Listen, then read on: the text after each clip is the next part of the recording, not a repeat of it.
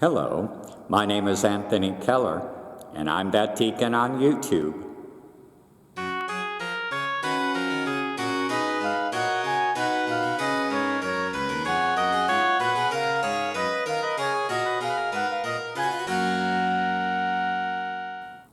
So as you can see, I'm going to give my introduction this month from inside the church where I serve in La Cañada. As you can see behind me, the Advent wreath is all set up, and we're in the midst of Advent.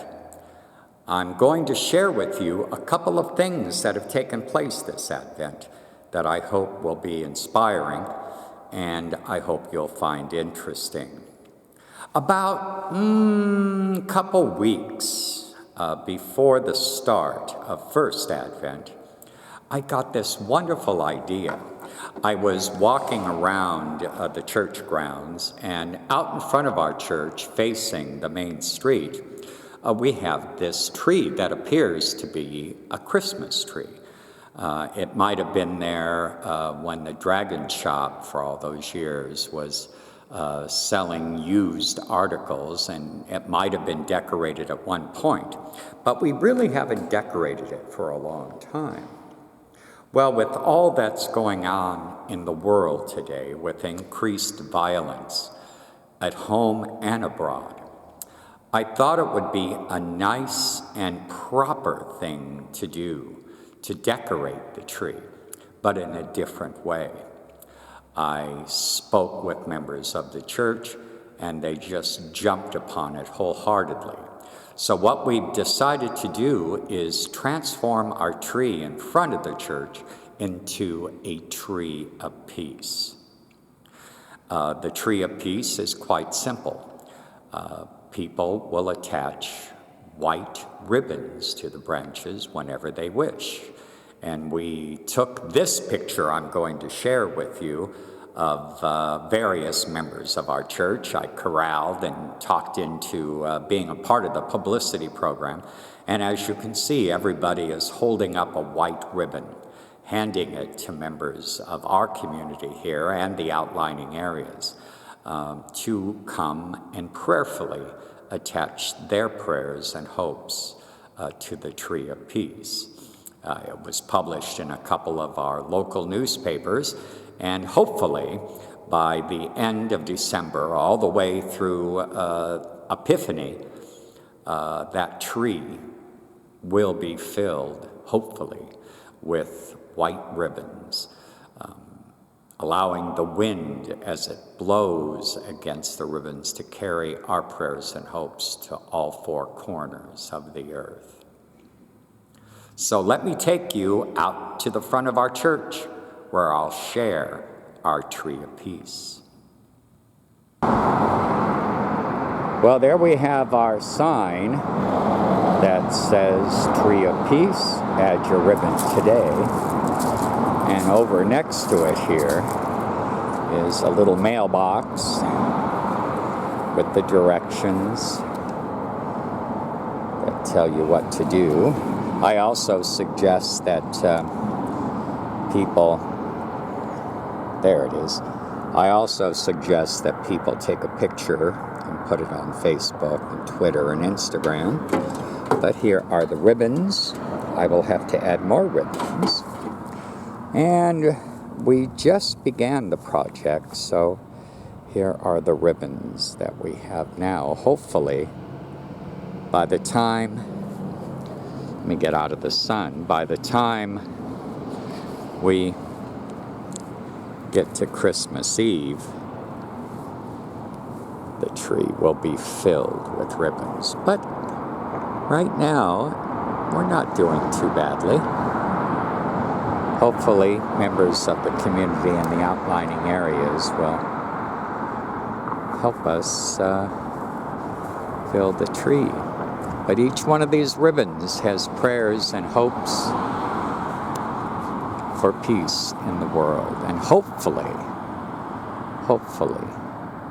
people who attach these ribbons will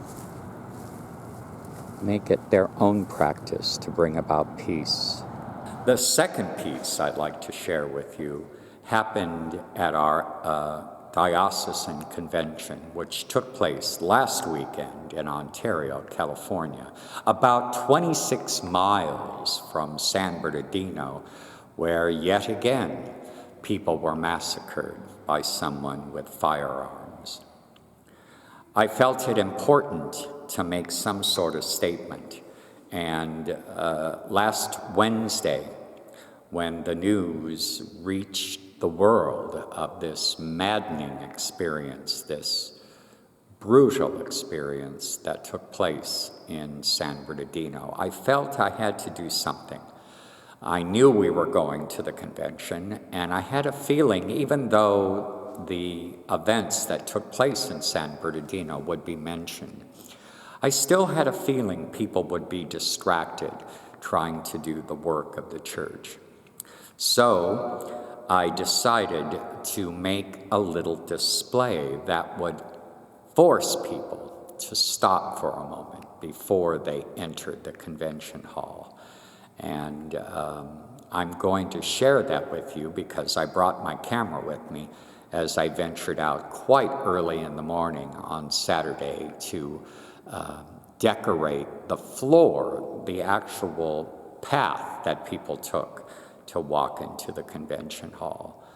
So I'll be right back after I share the video that took place last Saturday in Ontario, California. Here we are at the second day of convention.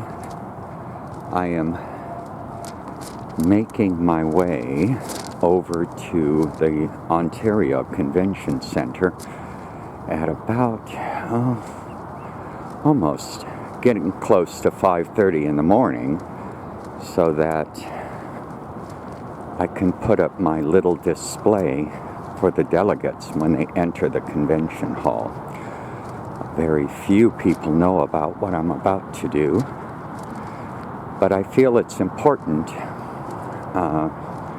as we make decisions in the convention to keep in mind the tragic events that took place in San Bernardino.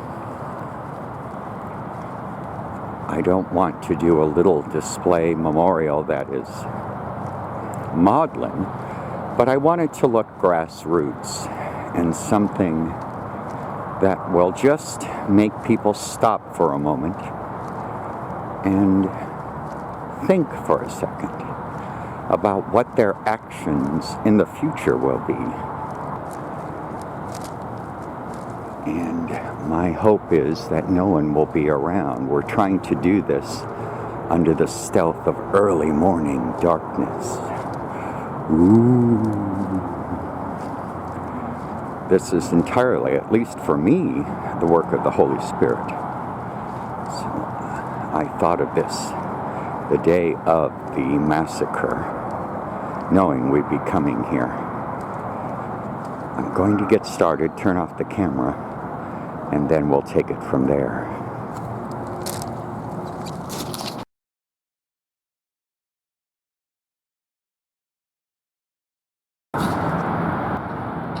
So here's what it says, what has been done. It says San Bernardino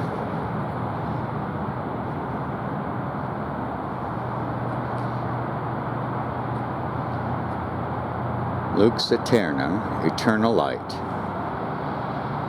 And to the people here, let us bring peace.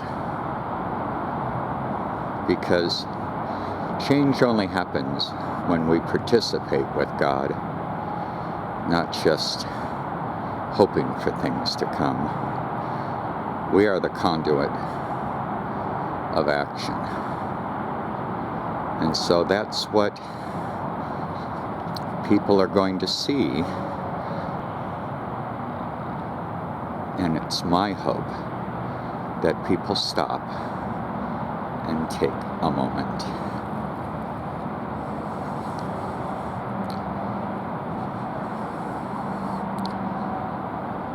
But I was told by a few people that many people had stopped and actually prayed at that moment. The sign, as you can see, read San Bernardino. Above it, it said Lux Aeterna, eternal light. And then underneath is the important statement. It said, help us bring peace. And that really encapsulates what it's like to pray about something and then have action take over. You know, Frederick Douglass, a freed slave, an intellectual, once said that for 20 years he prayed for freedom until he finally realized that you need to pray with your legs. Well, now is the time for all people who respect human dignity to pray with their legs, meaning to see what you and we all can do to bring about the end of this type of violence, which has begun to permeate our society. I'm not going to play into the whole pundits of rhetoric that says we have to ban certain people with a religious background or ethnic background. That's just plain silly. They're missing the elephant in the room. The elephant in the room is that it's quite easy for people to buy firearms and ammunition. And we, as sane human beings who love humanity, need to try to do our part in whatever way God calls you to change, to embrace life over those who want to take it. I also hope that this Advent is an Advent of transformation, not only for you, but for all of humanity. Because maybe, with all of us, we can help to bring peace. God bless, and see you in January next year. Bye-bye.